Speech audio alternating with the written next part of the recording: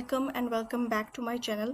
आज की जो वीडियो है इट्स एक्सट्रीमली क्रूशल। आज हम डिस्कस करने जा रहे हैं जून 2024 का JWT का जो मैगज़ीन है उसका हम फुल रिव्यू जो है वो करने जा रहे हैं इंशाल्लाह। ठीक है, तो सबसे पहले जो है अगर आपको नहीं पता तो I make content on important topics. जितने भी आपके जो टॉपिक्स इंपॉर्टेंट होते हैं, क्रूशियल होते हैं फॉर करंट अफेयर्स, पाक अफेयर्स, आपकी हर तरह की बुक के लिए, ठीक है, CSS PMS या जो भी कॉम्पिटिटिव एग्ज़ाम आप अपीयर होने वाले हैं उसके लिए ये टॉपिक्स इंतहाई क्रूशियल होते हैं। तो वो सारे जो है वो आपको इस चैनल पे मिल जाएंगे ईजीली। अब इनको बनाने का मकसद ये है कि इससे स्टूडेंट्स की जो अंडरस्टैंडिंग है वो हो जाए किसी भी टॉपिक से रिलेटेड। ठीक है, इसके अलावा ये कि हम ऐसे आर्ग्यूमेंट्स, ऐसे फैक्ट्स, फिगर्स निकाल सकें जो हमारे पेपर को स्टैंड आउट करवा सकें। ठीक है, in the thousands of papers. ठीक है, तो इसलिए इस सीरीज़ का जो ये नेक्स्ट पार्ट है वो है जून 2024 का JWT का मैगज़ीन। इसके अलावा डिफरेंट बहुत सारे मैगज़ीन्स आपको मेरे चैनल पे मिल जाएंगे। For that you can subscribe my channel and also like this video. ठीक है, तो इसके साथ ही हम जो है वो स्टार्ट करते हैं अपनी इस वीडियो को। अच्छा, सबसे पहले देखिए जो हमारे पास इस वक्त मेरे सामने जून 2024 का जहांगीर वर्ल्ड टाइम्स का मैगज़ीन मौजूद है। इसका जो सबसे पहला पोर्शन होता है वो होता है इंटरनेशनल। इंटरनेशनल जो है इसके अंदर आपको इंटरनेशनल लेवल के बहुत सारे टॉपिक्स मिल जाते हैं। ठीक है, जैसे ये देखिए इस दफ़ा हमारे पास जो है वो 9 इंटरनेशनल के टॉपिक्स हैं। ठीक है, देखिए इसके अंदर सबसे पहले आपके पास है the coming US China cold war है, अंडरस्टैंडिंग जियो पॉलिटिक्स है, AI के ऊपर है, biodiversity Japan's role in Asian geopolitics. ठीक है, इसी तरह से अगला पोर्शन आपके पास होगा नेशनल का। नेशनल के अंदर आपके पास हेल्थ केयर के ऊपर है, SMEs पर है, फूड इनसिक्योरिटी पर है, cyber security, Pakistan delivery system, women participation. ठीक है, इसी तरह से ये जो आपके साइड पर होते हैं ये भी आपके टॉपिक्स होते हैं जो सारे इंक्लूडेड होते हैं। सो ओवरऑल ये जो आपका JWT जून का है इसके अंदर टोटल आपके 29 टॉपिक्स हैं। ठीक है, इसके अंदर अब आपका जो पार्टीशन होती है बेसिकली मैगजीन की वो इस तरह से होती है कि एक नेशनल आपका पोर्शन है जो अभी हमने देखा है, एक इंटरनेशनल पोर्शन होता है, इसी तरह से एक एग्ज़ाम पैक्ट होता है। एग्ज़ाम पैक्ट के अंदर कुछ इंपॉर्टेंट टॉपिक्स आ जाते हैं, किसी ऐसे को डिस्कस किया जाता है, किसी सब्जेक्ट के ऊपर उन्होंने अपनी जो नॉलेज वगैरह वो शेयर की गई होती है। तो ये 29 टॉपिक्स इस तरह से डिस्ट्रीब्यूट होते हैं। ठीक है, अब नेशनल अगर की हम इसकी बात करें, इस पर्टिकुलरली ये जो जून का हमारे पास मैगजीन है इसके अंदर इस दफ़ा 10 नेशनल के टॉपिक्स आए हैं, इंटरनेशनल के 9 टॉपिक्स आए हैं। ठीक है, और इसी तरह से 10 के राउंड अबाउट जो टॉपिक्स हैं वो एग्जाम पैक्ट से और जर्नल से जो है वो लिए गए हैं। ओके, सो अब हम जो आज स्टार्ट करने वाले हैं वो अपना नेशनल का जो पोर्शन है उसका हम एक टॉपिक जो है वो स्टडी करने वाले हैं। So let me just quickly open that. Okay, so सबसे पहला जो टॉपिक हमारा आज हम नेशनल का डिस्कस करने जा रहे हैं वो है torture law and the criminal justice system in Pakistan. ठीक है, अच्छा, national as the name suggest इसके अंदर सारे वो वाले टॉपिक्स डिस्कस किए जाते हैं जो नेशनल लेवल के हमारे इश्यूज होते हैं वो वाले। ठीक है, अच्छा, अब ये जो टॉपिक है इसको हम देखते हैं कि इसके अंदर उन्होंने बेसिकली क्या बात की है। हम इसको समझेंगे, इसके अंदर से आर्ग्यूमेंट्स एक्सट्रैक्ट करेंगे, अपने फैक्ट्स एक्सट्रैक्ट करेंगे और मैं इसकी आपको ब्रीफली बड़े आसान तरीके से इसकी जो समरी है वो आपको बताऊंगी। वो जो आर्ग्यूमेंट्स हम निकालेंगे वो हम अपने क्वेश्चन में अप्लाई कर सकेंगे। ठीक है, तो स्टार्ट करते हैं जी इस टॉपिक को। अच्छा, सबसे पहले देखिए कि टॉपिक बेसिकली आपके पास है क्या। The topic is torture law. Torture का मतलब क्या होता है? टॉर्चर का मतलब होता है तशद्दुद करना। ठीक है, इसका मतलब है, ये टॉपिक है टॉर्चर के बारे में कि कोई कानून बनाया जाना चाहिए जो टॉर्चर किया जाता है उस पर। ठीक है, and the criminal justice system in Pakistan. Torture law कोई बनाना चाहिए, ठीक है, या अगर बना हुआ है तो वो क्या है और उसका क्या इफेक्ट है, क्या असर है हमारे क्रिमिनल जस्टिस सिस्टम पर पाकिस्तान के। ठीक है, so basically this is the topic. अच्छा, देखें, मैं इसकी आपको थोड़ी सी अंडरस्टैंडिंग इस तरह से देती हूँ कि आपको पता है कि जब कोई बंदा क्राइम करता है, ठीक है, तो उसको बड़ी बेदर्दी से उसको डील किया जाता है। हमारा जो निज़ाम है आपको पता होगा, आपने बहुत सारी मूवीज़ देखी होंगी, बहुत सारा हिस्सा का इंडिया पाकिस्तान के जितने भी आपने मूवीज़ देखी हैं उसमें आपको पता है कि बड़ा बुरी तरह से तशद्दुद किया जाता है जो क्रिमिनल्स होते हैं उनके खिलाफ। ठीक है, अब इसका मतलब है कि अगर इस तरह से किया जाता है तो उन लोगों के जो हकूक हैं वो कंप्रोमाइज़ हो जाते हैं। Then there must be a law जो इस चीज़ को जस्टिफ़ाई करे कि जो इतनी ब्रूटली आप मारते हैं क्रिमिनल्स को, तो उसके ऊपर कोई लॉ होना चाहिए, ठीक है? उस चीज़ को ख़त्म करने के लिए, कंट्रोल करने के लिए। तो ये वो जो सारा यानी कि पूरा सिस्टम है, ये आज का जो हमारा टॉपिक है इसके अंदर हम स्टडी करने वाले हैं। ओके, यहाँ से पढ़ना स्टार्ट करते हैं। क्या लिखा हुआ है? Theoretically, lawmaking should be responsive to local and internal factors. Contrary to this, more often than that, the legislation in Pakistan aims at addressing external issues. In the recent past, Pakistan amended its criminal laws related to terrorism and money laundering to exit the grey list of Financial Action Task Force (FATF). अच्छा जी, इसमें ये उन्होंने कहा है कि जो किसी भी मुल्क का लॉ मेकिंग का प्रोसेस होना चाहिए, उसको दोनों फैक्टर्स को मद्देनज़र रखना चाहिए, चाहे वो फैक्टर्स इंटरनल हों, चाहे वो फैक्टर्स एक्सटर्नल हों। अगर हम पर्टिकुलरली पाकिस्तान की बात करते हैं तो वो कहते हैं कि पाकिस्तान एक्सटर्नल फैक्टर्स से ज़्यादा इन्फ्लुएंस होता है अपने लॉ को जब अमेंड करने की बात आती है। जैसे वो मिसाल के तौर पे कहते हैं कि पाकिस्तान FATF की फाइनेंशियल एक्शन टास्क फोर्स की ग्रे लिस्ट से बाहर आना चाहता था, ठीक है?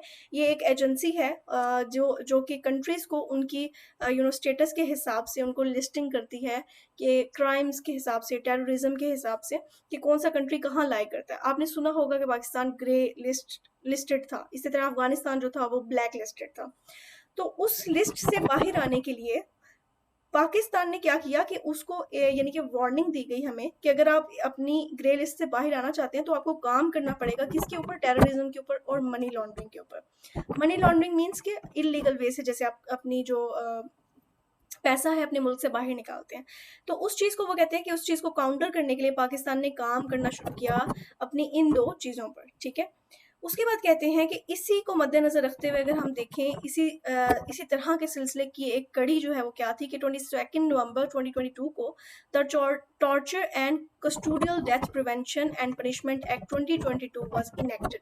ये एक कानून था, इसका नाम आपने जो है ना वो याद करना है, the torture and custodial death prevention and punishment act 2022 was enacted, ठीक है? ये एक कानून बनाया गया और ये कानून किस लिए बनाया गया कि पाकिस्तान जो है वो शामिल होना चाहता था GSP प्लस लिस्ट में, जो कि यूरोपियन यूनियन की एक एक उनका इनिशिएटिव है। अच्छा देखिए, मैं आपको सिंपल से अल्फाज में जो है ना इसकी बात बताती हूँ। वो कहते हैं कि पाकिस्तान जो है ना एक्सटर्नल फैक्टर्स से ज़्यादा इन्फ्लुएंस होता है जब लॉ को अमेंड करने की, चेंज करने की बात आती है। मिसाल के तौर पे जब पाकिस्तान ने FATF की ग्रे लिस्ट से बाहर आना था तो उसने अपने टेररिज्म को और मनी लॉन्ड्रिंग को कंट्रोल करना शुरू कर दिया। इसी तरह से GSP एक लिस्ट है यूरोपियन यूनियन की, एक उनका एक यानी कि आप ये समझ लें कि उनका एक इनिशिएटिव है जिसके अंदर वो क्या करते हैं कि जो थर्ड वर्ल्ड या पुअर कंट्रीज होते हैं ना उनको मोटिवेट करते हैं कि आप हमारे फ्री ट्रेड मार्केट्स जो है वो हम आपको अवेलेबल करेंगे, ठीक है? आपको इजी एक्सेस देंगे अपनी मार्केट्स तक अगर आप हमारी इस स्कीम के अंदर शामिल हो जाते हैं। इसका मकसद क्या है जी? ये जो generalised scheme of preference plus है, इसका मकसद ये है कि ये जो थर्ड वर्ल्ड कंट्रीज़ है ना, इनकी डेवलपमेंट होगी, इनका जो पॉवर्टी रेट है वो कंट्रोल होगा, एंड दिस एंड दैट, ये सारा इसमें शामिल है। अब वो कहते हैं कि पाकिस्तान, इंडिया भी इस ऑर्गेनाइजेशन का या इस इनिशिएटिव का हिस्सा है। इसी तरह से बांग्लादेश है, फिर इसी तरह से और भी इंडोनेशिया, इस तरह के जो थर्ड वर्ल्ड कंट्रीज़ है ना वो इसका हिस्सा है। इससे क्या है कि उनकी जो ट्रेड है उसके अंदर वो इन्हांस हो रही है। अब पाकिस्तान भी चाहता था कि हम जो है ना वो इसका हिस्सा बन जाएँ, तो हमारी जो ट्रेड है उसमें भी इजाफा हो जाएगा और हमारी पॉवर्टी जो है वो भी रिड्यूस हो जाएगी। लेकिन अब अगर पाकिस्तान ने इसके अंदर शामिल होना है GSP प्लस के अंदर, तो उसके लिए उसको ज़रूरत थी कि वो अपना आप सुधारे, ठीक है? अपने जो फ्लॉज हैं हमारे जो लॉ मेकिंग के अंदर या कोई इस तरह करके, तो उनको सुधारे। तो वो कहते हैं कि उस पूरे सिनेरियो के अंदर पाकिस्तान ने ये एक जो लॉ है ना, torture and custodial death prevention and punishment act 2022, इसको साइन किया, ठीक है? ताकि हम एलिजिबल हो जाएं कि हम इन कंट्रीज के अंदर शामिल हो जाएं। This however does not mean that indigenous needs are not addressed। अब वो कहते हैं कि ऐसा भी नहीं है कि पाकिस्तान जो है वो सिर्फ एक्सटर्नल फैक्टर्स से ही इन्फ्लुएंस होता है तो अपने लॉ को अमेंड करता है, बल्कि ऐसा भी हुआ है कि इंटरनल फैक्टर्स ने की वजह से जो लॉ है वो बनाए गए हैं, ठीक है, और इम्प्लीमेंट भी किए गए हैं। मिसाल के तौर पे वो कहते हैं कि Zainab alert response and recovery act 2019 जो है ये इंट्रोड्यूस करवाया गया, जिससे क्या था कि चिल्ड्रन के खिलाफ जो ऑफेंसेस हो रही हैं उनको कंट्रोल करने के लिए, ठीक है। अच्छा, खैर ये तो हो गई आपका इंट्रोडक्शन, आपकी थोड़ी कहानी। अब हम चलते हैं इस जो लॉ की तरफ, और अब हम देखेंगे कि इस लॉ की जेनेसिस करेंगे। जेनेसिस का मतलब होता है कि आपने इसको उधेड़ना है, इसको देखना है कि इसके अंदर क्या बातें की गई हैं इस लॉ के अंदर, इसकी क्या इम्प्लीकेशंस हैं, या इसके क्या सैलिएंट फीचर्स हैं जो इस लॉ को काबिल तारीफ बनाते हैं, ठीक है, और इसको जो है वो कैसे, यानी कि इसके प्लस पॉइंट्स जो है वो क्या है। तो अब हमने इस लॉ को हमने देखना है कि बेसिकली क्या है। ओके, सो यहाँ पर वो ये बात करते हैं कि पाकिस्तान ने इस एक्ट को लगाया है, ठीक है, लागू किया है इस लॉ को। उसके पीछे एक तो रीज़न ये थी कि पाकिस्तान ने GSP प्लस की लिस्ट जो थी उसके अंदर ऐड होना था, और दूसरा वो कहते हैं कि पाकिस्तान का जो 1973 का जो कॉन्स्टिट्यूशन है वो भी इस बात को यानी कि रिक्वायर करता है कि टॉर्चर जो है उसको इस्तेमाल ना किया जाए एविडेंस हासिल करने के लिए, ठीक है। इससे इससे मुराद ये हो गई कि फॉर एग्जांपल अगर कोई क्राइम हो गया या फिर आपके जो डिपार्टमेंट्स हैं वो फोर्स करते हैं किसी पार्टी को उनसे एविडेंस निकालने के लिए, तो क्या ये चीज़ लीगल है? नहीं, ये चीज़ बिल्कुल इलीगल है। यही बात जो है वो इस जो आपका ये लॉ है इसके अंदर ये बात की गई है। ओके, उसके बाद वो बात करते हैं accordingly Pakistan was obliged to criminalise torture as it had ratified the UN convention against torture and other cruel, inhuman or degrading treatment or punishment 1984 CAT in 2010। अच्छा जी, अब वो बात करते हैं कि पाकिस्तान के लिए ये करना इसलिए भी ठीक था क्योंकि पाकिस्तान जो है वो यूनाइटेड नेशंस का वो कन्वेंशन साइन कर चुका है जो कि टॉर्चर और क्रूअल इनह्यूमन पनिशमेंट के ऊपर बना था, ठीक है। इसी तरह से आगे चलते हैं, वो कहते हैं कि likewise Pakistan was obliged to follow the law as it had undertaken many other international human rights laws including the international covenant on civil and political right ICCPR। अच्छा, अब वो कहते हैं कि एक तो इसने ये साइन किया हुआ था, ठीक है, ये जो ऊपर हमने UN वाला पढ़ा है। इसी तरह से पाकिस्तान ने ICCPR का जो एक ये एक्ट है इसको भी साइन किया हुआ है। इसी तरह से the international convention on elimination of all forms of radical discrimination, इसका भी पाकिस्तान सिग्नेटरी है, ठीक है। The convention on the rights of the child CRC का भी ये है, ठीक है। तो ये आप जो है ये नेम्स इंक्लूड कर सकते हैं, या फिर ये जो एब्रीविएशन है इसको इंक्लूड कर सकते हैं। पाकिस्तान जो है वो इनका सिग्नेटरी है। एंड उसके बाद चलते हैं and the convention on the elimination of all forms of discrimination against women. ये देखिए, ये इंपॉर्टेंट है काफ़ी। इसमें जब आपने वुमेन का ये डिस्कस करना होता है इशू, तो आप जो है वो ये बात करते हैं कि पाकिस्तान इस चीज़ का यानी कि ये जो वुमेन के अगेंस्ट जो डिस्क्रिमिनेशन होती है इस लॉ को भी पाकिस्तान ने पास किया हुआ है। All this revert back to 1948 Universal Declaration of Human Rights which also affected CAT, ठीक है। वो कह रहे हैं कि ये सारा जो है ये सारे रेफर बैक करते हैं ये जो ह्यूमन राइट्स का चार्टर था UN का उसके ऊपर। अच्छा जी, तो ये था हमारे पास इसका इंट्रोडक्शन, ठीक है।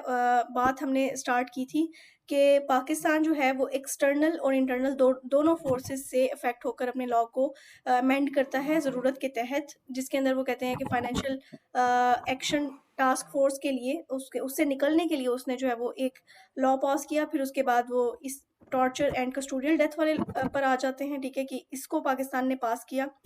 इसी तरह से फिर वो कहते हैं कि ऐसा नहीं है कि एक्सटर्नल जो फोर्सेस हैं उनसे ही इन्फ्लुएंस होकर पाकिस्तान अपने लॉज को मेंड करता है, बल्कि Zainab alert response and recovery act जो है इसको भी साइन किया था।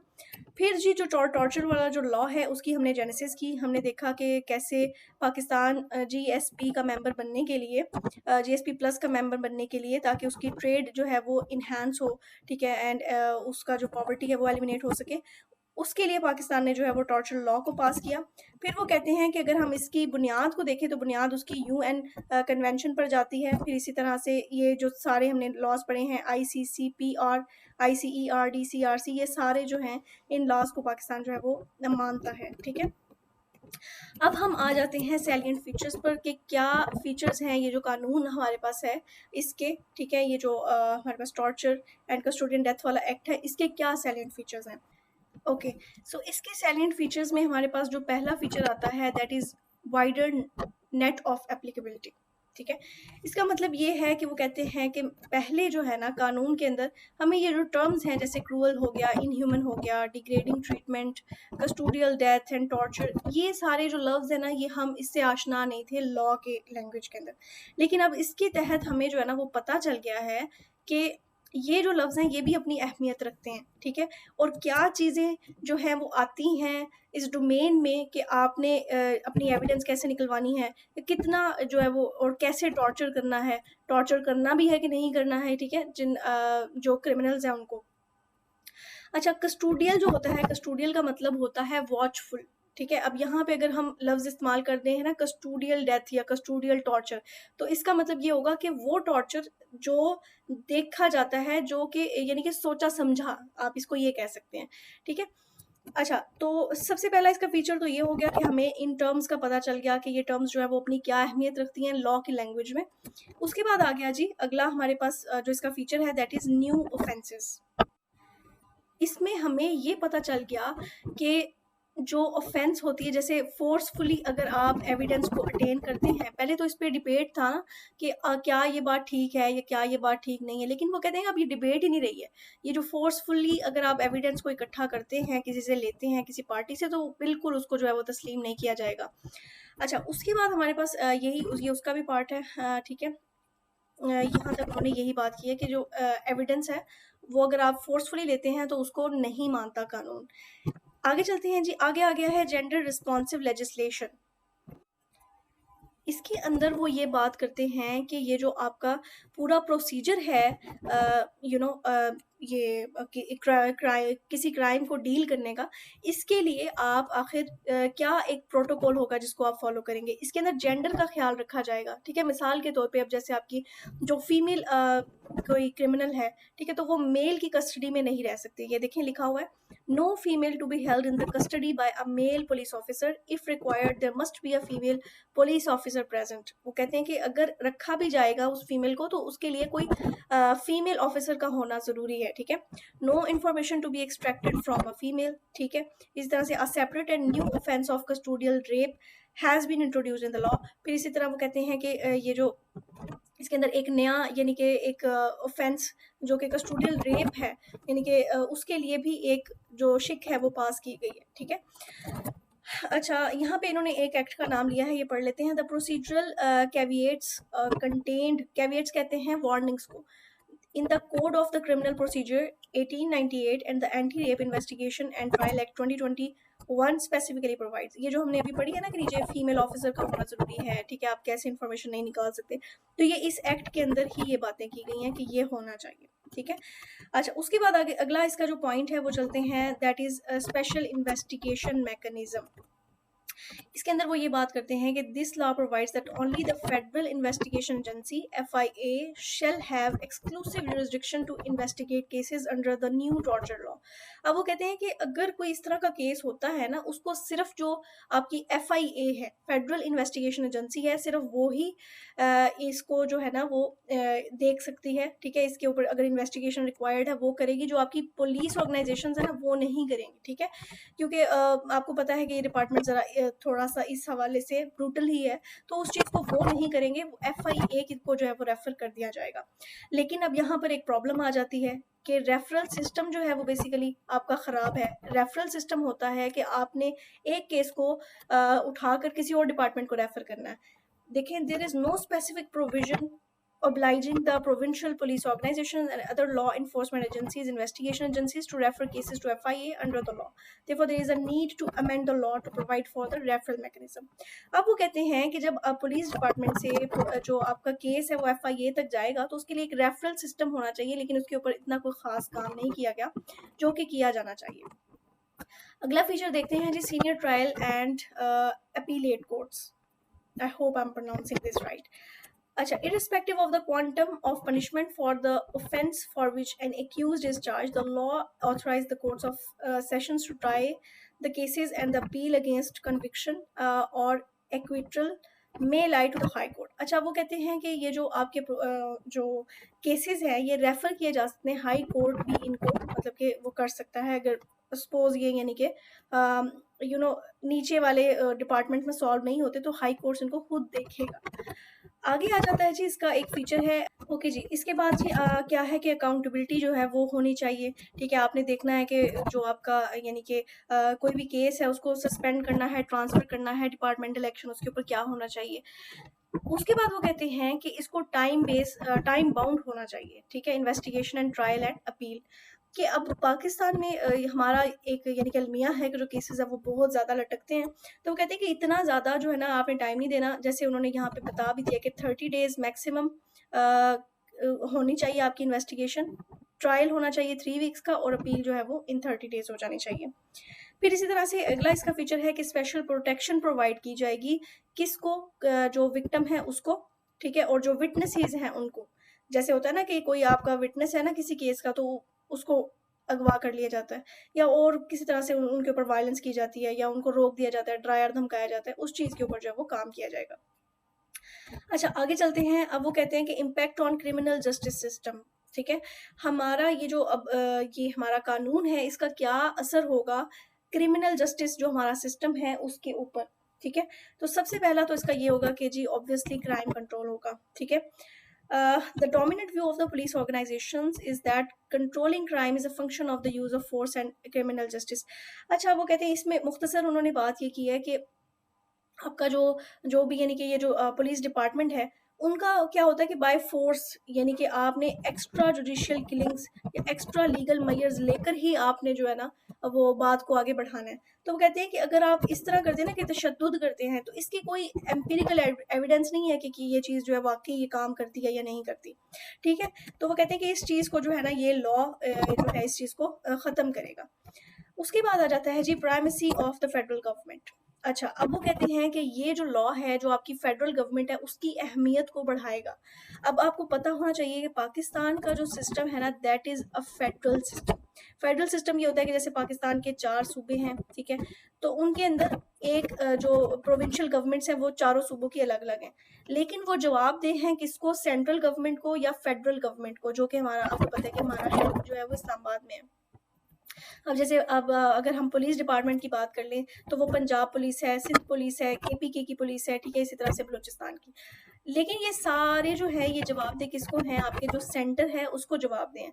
अब वो कहते हैं कि ये जो आपका सिस्टम होगा ये प्राइमेसी बढ़ाएगा फेडरल गवर्नमेंट की, क्योंकि इसमें आपको पता है पीछे हमने पढ़ा है कि FIA फेडरल इन्वेस्टिगेशन एजेंसी जो है ये इन्वॉल्व है। आपने कोई भी आपका जो केस होगा जो कि रिक्वायरमेंट उसकी ये होगी कि उसके ऊपर इन्वेस्टिगेशन की जाए तो वो FIA करेगा और which is a federal department. तो उससे क्या होगा कि this arrangement provides a primacy to the federal government over the provincial government. ठीक है जी, उनकी सुप्रीमेसी जो है वो इंक्रीज होगी। आगे चलते हैं रोल ऑफ प्रोसिक्यूशन। अच्छा जी, प्रोसिक्यूटर जो होता है ना, प्रोसिक्यूटर वो कहते हैं लॉयर को। अब वो कहते हैं कि इस पूरे केस में जो यानी कि इस पूरे जो लॉ है इसमें जो प्रोसिक्यूटर का या लॉयर का जो रोल होगा वो इन्हेंस हो जाएगा। ठीक है, क्योंकि वो जो आपका केस है वो किसको रेफर करना है, कहाँ से वो गुजरेगा, एवरीथिंग वो सारी जो है वो इनसे प्रोसिक्यूटर से ही होकर गुजरती है। अच्छा, उसके बाद वो बात करते हैं कि जो आपका ये लॉ है ना इसका अगला फीचर है कंपाउंडिंग ऑफ ऑफेंसेस। ये जो आपका लॉ है ये बिल्कुल आपके जो सब्सटेंटिव लॉज हैं यानी कि जो आपके फंडामेंटल बेसिक जो लॉज हैं उनको नहीं ये छेड़ता। ठीक है, ये आपके जो पुलिस ऑफिसर्स है, पुलिस डिपार्टमेंट है, उसका जो बेसिक उनका फंक्शन है उसको ये ख़राब नहीं करता, उसको ये टच नहीं करता। ये सिर्फ जो लीगल यानी कि जो फ्रेमवर्क है ना उसके अंडर रह कर ये काम करता है। ठीक है, अच्छा उसके बाद चलते हैं आगे। वो कहते हैं कि there was no provision prohibiting torture in the colonial Police Act 1861। अब वो कहते हैं कि आपको पता है कि पाकिस्तान में पहले जो एक्ट था वो कॉलोनियल एक्ट जो है वो लगाया गया था ना। अब वो कहते हैं कि अगर 1861 के एक्ट की बात करें तो उसमें कोई भी टॉर्चर को जो है ना इलीगल नहीं करार दिया गया था। लेकिन फिर वो कहते हैं कि बाद में ये जो है ना जैसे the police in 2002 the police order was promulgated for the whole country. Pakistan में प्रोमलगेट हो गया, फैल गया जो पुलिस एक्ट है वो। अब वो क्या कहते हैं जी, उसके तहत क्या हुआ कि पंजाब ये on the pattern of the police order in 2002 the KP police act 2017 and Sindh Police Act 2019 also criminalized the torture and other police excesses। वो क्या कहते हैं कि इसके तहत जो है वो पुलिस के खिलाफ यानी पुलिस जो टॉर्चर है उसको उन्होंने ख़त्म कर दिया, या उसको इलीगल करार दे दिया सिंध ने, केपीके पुलिस ने। उसके बाद अगर हम कंपैरेटिव पर्सपेक्टिव्स की बात करें कि दूसरे मुल्कों से मुआवजा करें कि वहाँ पर जो टॉर्चर एक्ट्स हैं उनको फॉलो किया जाता है कि नहीं किया जाता, तो कहते हैं कि इंडिया के अंदर जो है ना अभी इसके ऊपर कोई ख़ास काम नहीं है, ठीक है। इसी तरह से फिर आगे चलते हैं, वो कहते हैं कि यहाँ पे हमारे पास जो in finally in 1988 torture was criminalized through a statue in the UK, the US constitution criminalize torture in 1791। 1988 के अंदर जो यूके था उन्होंने इसको टॉर्चर को बिल्कुल क्रिमिनलाइज कर दिया। इसी तरह से यूएस ने उसको बैन कर दिया 1791 में, ठीक है। Even the international humanitarian law, the law of the war, prohibits torture in the recent past in order to prevent acts of terrorism. Some scholars like Harvard's law school professor Alan M. Dershowitz, I don't know if I'm pronouncing it right, ये जो है argued in the favor of legalizing the torture warrants based on the pattern of arrest and search warrants। तो कहते हैं इन्होंने जो है इसको यानी कि इलीगल कर दिया। उसके बाद जी इसका हम कंक्लूडिंग रिमार्क्स जो है वो पढ़ लेते हैं, ठीक है। यानी कि यूके के अंदर, यूएस के अंदर ये जो है इसको बिल्कुल क्रिमिनलाइज कर दिया गया, बैन कर दिया गया। अच्छा, उसके बाद हमारे जो कंक्लूडिंग रिमार्क्स हैं वो हम पढ़ लेते हैं। वो कहते हैं कि rights to live, to be treated in accordance with the law and to be treated with dignity are some of the fundamental rights that form the core of the constitutional criminal law in Pakistan, requiring that the criminal justice system must be reformed and should not be broken. The new torture law is an opportunity to change the direction of the law enforcement towards the rule of the law instead of towards the rule by law। अब वो कहते हैं कि पाकिस्तान की अगर हम बात करें पर्टिकुलरली, तो वो कहते हैं कि क्रिमिनल जस्टिस सिस्टम जो है वो उसको चेंज करने का टाइम आ गया है, और ये जो लॉ है ये हमें एक प्लेटफॉर्म प्रोवाइड करता है कि हम इसके ऊपर स्टेप रख के आगे फ्यूचर के अंदर अपना जो ये डायरेक्शन है ये क्राइम्स को, क्रिमिनल लॉ को डील करने की, उसको जो है वो हम ठीक कर लें, ठीक है। So this is the step in the right direction. अच्छा जी, अब देखिए अगर आपके पास क्वेश्चन जो है वो अगर इस नौयत का आ जाता है कि जिसमें सपोज आपने पाकिस्तान को डिफेंड करना है, ठीक है, पाकिस्तान का जो सिस्टम है, लॉ, ठीक है, एंड एवरीथिंग, उसको अगर आपने डिफेंड करना है, या पाकिस्तान का स्टांस कि वो ह्यूमन राइट्स के ऊपर क्या काम कर रहा है, ठीक है, या ठीक नहीं काम कर रहा, वो जो क्रिटिसिज्म है या इस्लामोफोबिया अगर आपने पाकिस्तान से रिलेटेड कॉन्टेक्स्ट के अंदर आपने उसको जस्टिफाई करना है, तो आप उसके अंदर इन आर्ग्यूमेंट्स का यूज़ करेंगे कि भाई नहीं, पाकिस्तान के अंदर तो ये भी लॉ पास किया गया है, ठीक है, पाकिस्तान जो है वो यूनाइटेड नेशंस का मेंबर है। फिर इसी तरह पाकिस्तान ने जब जो है ये EU की जो ट्रेड एग्रीमेंट था उसका जब उसने मेंबर बनना था, तो भी उसने अपने जो है ना ये वाला लॉ पास किया। फिर इसी तरह से ग्रे लिस्ट से बाहर आना था, तो पाकिस्तान ने कंट्रोल किया अपने टेररिज्म को। सो दिस शोज़ कि पाकिस्तान का जो पर्सपेक्टिव है वो पॉजिटिव है, क्योंकि हम खुद अपने मुल्क में, हम खुद पूरी दुनिया में पीस चाहते हैं, अमन चाहते हैं, ठीक है।